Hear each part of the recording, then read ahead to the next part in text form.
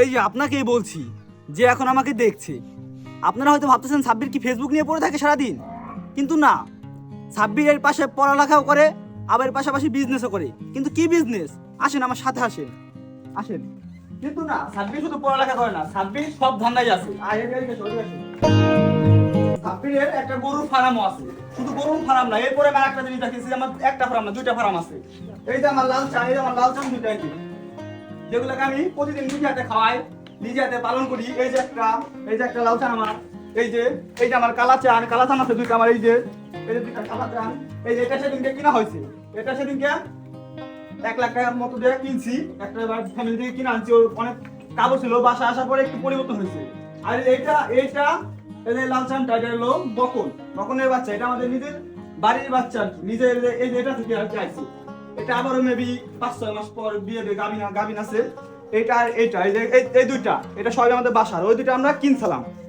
প্রতি কুরবানিতে ঈদে আমরা 6টা-7টা করে গরু বিক্রি করে থাকি। সাধারণত খড়, তারপর ভুসি, আর এই গোবর, এগুলা তো বিক্রি করা হয়। কার লাগবে বললেন? এগুলা খুবই ভালো মুঠা হয়। এগুলো সবই আমার কুরবানিতে ছাড়া হবে 3 মাসের।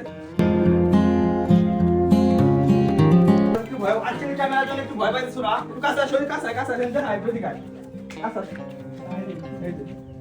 এদিকে আয়, সমস্যা নাই, কিছু করবেন না, কিছু করবেন আয়। এইগুলো আমার নিজের যত্ন করা দিন, সেগুলা হাজারো ভালোবাসা বই থেকে বছর শেষে ওদের যখন আমরা বিক্রি করি, তখন একটা মানুষের প্রতি যতটা খারাপ লাগে, একটা মানুষ চলে গেলে ওদের প্রতি আমাদের অনেক খারাপ লাগে। এখন থেকে সপ্তাহে একদিন এই যে আমার ফার্মের কিছু ভিডিও আপনাদেরকে আমি আপলোড করব। আর আমার আর একটা ফার্ম আছে, মুরগির ফার্ম। চলেন ওখানে যাই সরাসরি। গাইস, এই যে দেখতে পাচ্ছেন, এটা আমাদের সোনালী মুরগি ফার্ম। কিছুদিন আগে 5-6 মাস আগে আমরা 3 বন্ধু মিলে এই ফার্মটা উদ্যোগ নিয়ে করছিলাম, কিন্তু 1 সিজন থেকে 2 সিজন করার পরে সাধারণত একটা কারণে আমাদের ফার্মটা বন্ধ হয়ে যায়। কিন্তু আমি ভাবতেছি আবার 5-7 দিনের ভিতরে এই ফার্মটা আমি চালু করব। আর এই ফার্মে সাধারণত আমরা 2বার ব্যবসা করে, প্রথম তারিখ আর কি একটু লাভনীয় হতে পারি না, কিন্তু দ্বিতীয় তারিখ আমাদের বেশ কিছু টাকা লাভ হয়েছিল।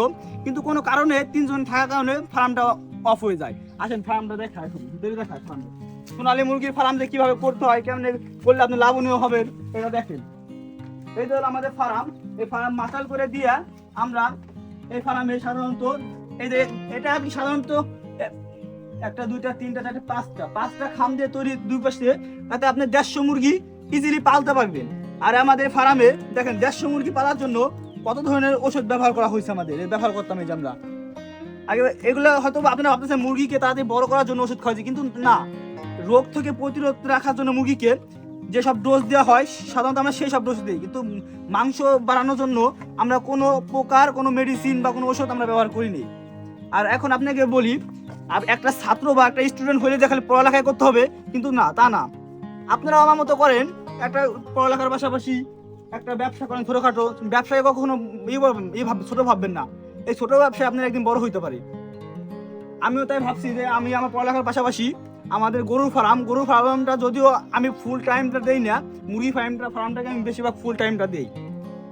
তারপরেও বলতেছি আপনারাও পড়ালেখার পাশাপাশি এই যে কোনো কিছু একটা করার চেষ্টা করবেন, উদ্যোগটা নেবেন। কারণ পড়ালেখা সবসময় মানুষ 24 ঘন্টা পড়ালেখা কিন্তু করে না। আর এর জন্য আজকে ভিডিও আমি এখানে শেষ করছি। আর এখন থেকে আমার চ্যানেলে এই পেজে প্রতি সপ্তাহে একটা করে এই ফার্ম সম্পর্কে বা ফার্মে কি করতেছি না করতেছি সব কিছু একটা করে ভিডিও আমি আপলোড দিব। সবাই ভালো থাকবেন আশা করি। আল্লাহ হাফেজ।